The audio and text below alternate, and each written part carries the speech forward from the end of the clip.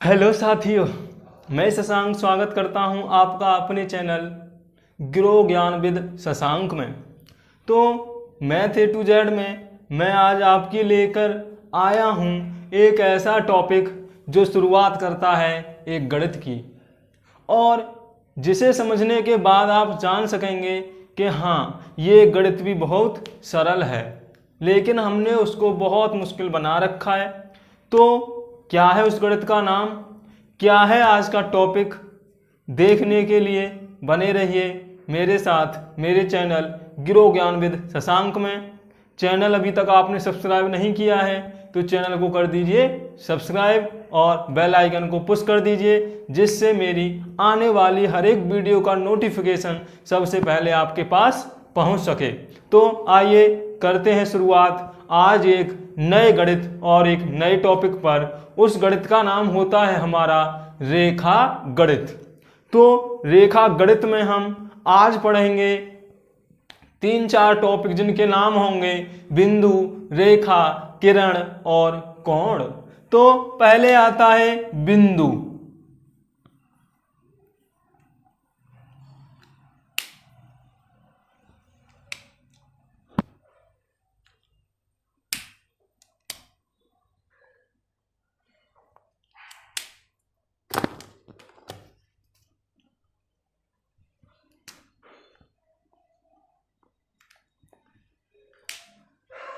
तो पहले आता है बिंदु।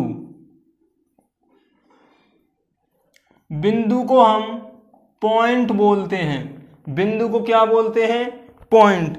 यदि हम जो हमारा लिखने का आइटम है या जो टाइप करने की जो चीज या वस्तु है हमारे पास कॉपी पर, अगर उसको एक बार दबा दिया जाए तो जो आकृति आती है वो आता है बिंदु। क्या आती है? बिंदु। बिंदु का आकार नहीं होता है, केवल आकृति होती है जो आपको एक इस तरह दिखाई देगी।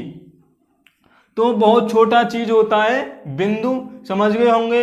ये मेरे मार्कर का जो नॉब है, अगर मैं इसको कहीं पर लगा दूंगा तो क्या बन जाएगा? वो एक बिंदु बन जाएगा। क्या आ जाएगा? बिंदु। दूसरा आता है आपका रेखा। दूसरा क्या आता है आपका? रेखा। रेखा क्या है? बहुत सारे बिंदुओं को मिलाकर जो आकृति हमें मिले उसे हम रेखा कहते हैं। जैसे मान लीजिए ये मेरे बहुत सारे बिंदु थे और एक समान हमने इनको मिला दिया, तो ये जो आकृति हमें मिली वो मिली रेखा। अब इसी में एक टॉपिक आता है जी आपका किरण या रे। किरण या रे, रे माने किरण और रेखा को बोलते हैं हम लाइन। तो सेम किरण का भी यही परिभाषा होती है, लेकिन दोनों में फर्क क्या है कि जो किरण होती है उसको हम एक एरो द्वारा डिनोट करते हैं और रेखा को हम सीधा सीधा दिखाते हैं। यानी कि किरण का एक अंतिम छोर और एक प्रारंभिक बिंदु होता है। किरण का क्या होता है? एक प्रारंभिक बिंदु, स्टार्टिंग पॉइंट होता है, और एक जहां पे एरो लगा होता है उसको बोलते हैं हम उसका लास्ट पॉइंट यानी अंतिम बिंदु। लेकिन जो रेखा होती है, अगर हम इसमें कोई पॉइंट दे दें तो इस पॉइंट के ये दाईं तरफ भी बढ़ाई जा सकती है और ये पॉइंट के बाईं तरफ भी बढ़ाई जा सकती है। तो जिस रेखा का स्टार्टिंग या प्रारंभिक और अंतिम बिंदु होता है उसे हम किरण बोलते हैं, और जिसका कोई प्रारंभिक और अंतिम बिंदु नहीं होता उसे हम रेखा बोलते हैं। यानी कि हम उसको बढ़ा सकते हैं, लेकिन अगर किरण आप यहां से आगे बढ़ाओगे तो ये गलत हो जाएगा, क्योंकि जो किरण होती है वो एरो पर फिनिश हो जाती है। यानी जो एरो होता है उस पर वो फिनिश हो जाती है। लेकिन अगर हम रेखा को बढ़ाना चाहते हैं तो हम रेखा को उसके बाईं ओर भी बढ़ा सकते हैं और उसके दाईं ओर भी बढ़ा सकते हैं। तो क्लियर हो गया होगा कि किरण का पूछा जाए आपसे तो एक एरो द्वारा दिखाया जाता है किरण को, जिसका प्रारंभिक, चलो ये मान ही ले रहे हैं, ये वाला स्टार्ट पॉइंट होता है और ये वाला इसका लास्ट पॉइंट होता है। तो वह रेखा जिसका प्रारंभिक और लास्ट यानी अंतिम बिंदु पता हो उसको हम बोलेंगे किरण, और वह रेखा सीधी रेखा होती है जो बाईं ओर और दाईं ओर बढ़ाई जा सकती है। तो क्लियर हो गया होगा, रेखा को हम सीधी लाइन द्वारा दिखाते हैं, लेकिन किरण को हम एक एरो यानी तीर द्वारा डिनोट करते हैं। आगे पॉइंट आता है आपका कोण। कोण को हम इंग्लिश में बोलते हैं एंगल। तो अब एंगल क्या होता है या कोण क्या होता है? तो दो किरणों के प्रारंभिक बिंदु को मिलाने पर जो आकृति मिलती है उसे हम कोण कहते हैं। मैंने क्या बोला? दो किरणों के प्रारंभिक बिंदु को आपस में मिलाने पर जो आकृति प्राप्त होती है उसे हम कोण कहते हैं। जैसे मान लीजिए ये वाली किरण होगी तो इसका ये बिंदु हो जाएगा, ये पॉइंट हो गया, तो ऐसे एक किरण गई और एक दूसरी किरण ली मैंने ऐसे करके और इसके प्रारंभिक बिंदु को मैंने मिला दिया। तो अब ये जो आकृति आई, मान लीजिए एक OA किरण थी और एक OB किरण थी, और जब इन दोनों के प्रारंभिक बिंदु को मैंने मिलाया तो ये जो एंगल प्राप्त होता है हमें, ये जो एंगल प्राप्त होगा, यानी कि चांदे से आप मिडिल पॉइंट यहां रख लो, ये तो आप बता दोगे ये कितना है। तो ये जो आकृति मिली है ये वाली, इसको हम बोलते हैं कोण। इसको क्या बोलते हैं हम? कोण। तो प्रारंभिक बिंदु को हम कई प्रकार से मिला सकते हैं किरणों के। कई प्रकार से कैसे मिला सकते हैं भाई? एक किरण मैंने ऐसे ले ली, इसको मैंने ऐसे मिला दिया। कोई बच्चा होता दूसरा तो वो ऐसे मिलाने की कोशिश करता, और कोई होता तो सीधा मिलाने की कोशिश करता, और कोई होता तो इधर मिलाने की कोशिश करता, कोई ऐसे मिलाने की कोशिश करता, कोई ऐसे मिलाने की कोशिश करता, कोई ऐसे मिलाने की कोशिश करता।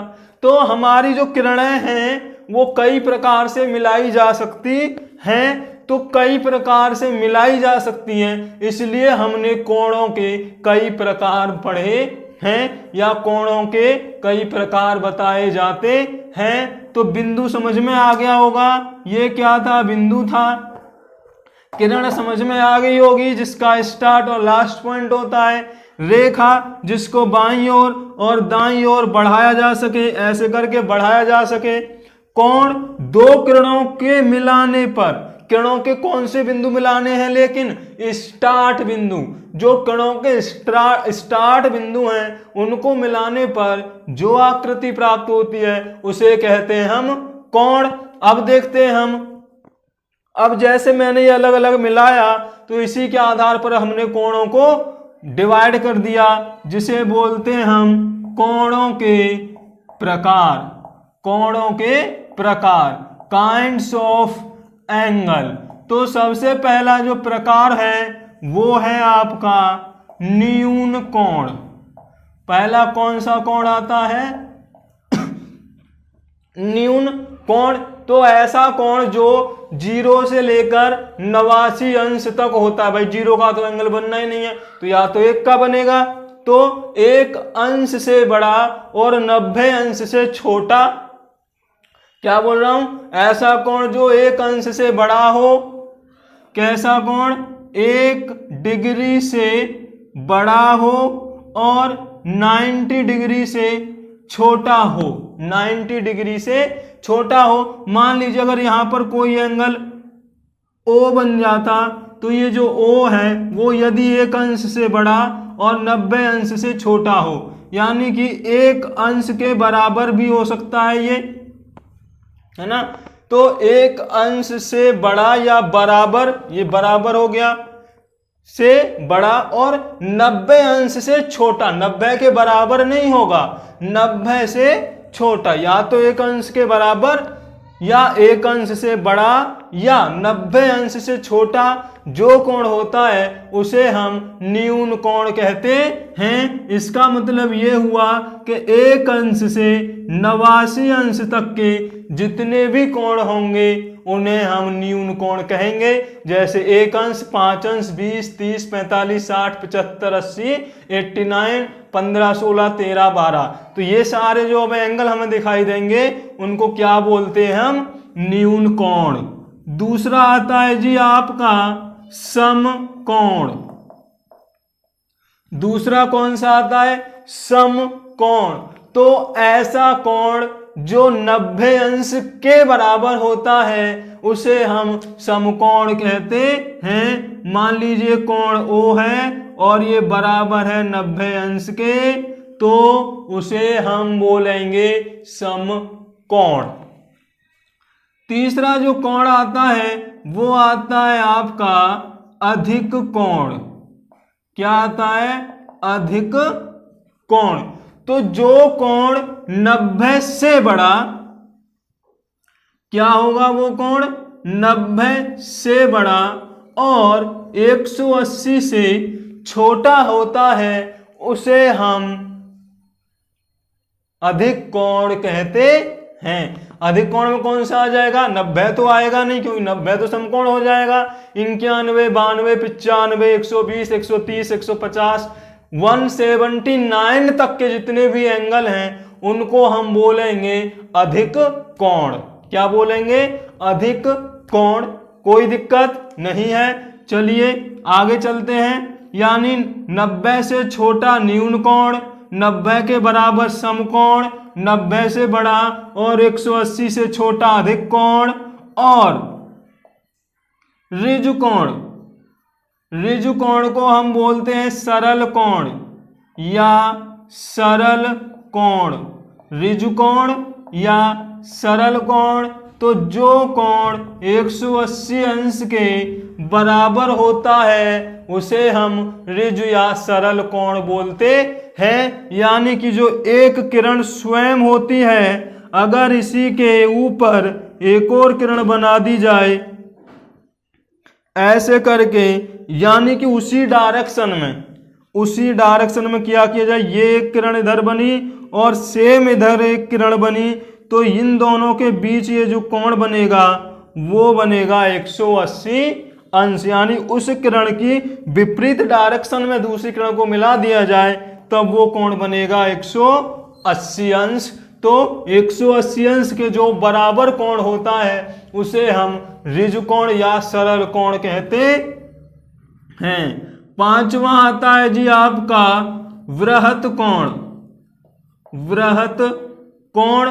तो जो कोण 180 अंश से बड़ा हो, क्या हो? 180 अंश से बड़ा और 360 अंश से छोटा हो उसे हम वृहत कोण बोलते हैं। उसे हम वृहत कोण बोलते हैं। तो क्लियर हो गया होगा।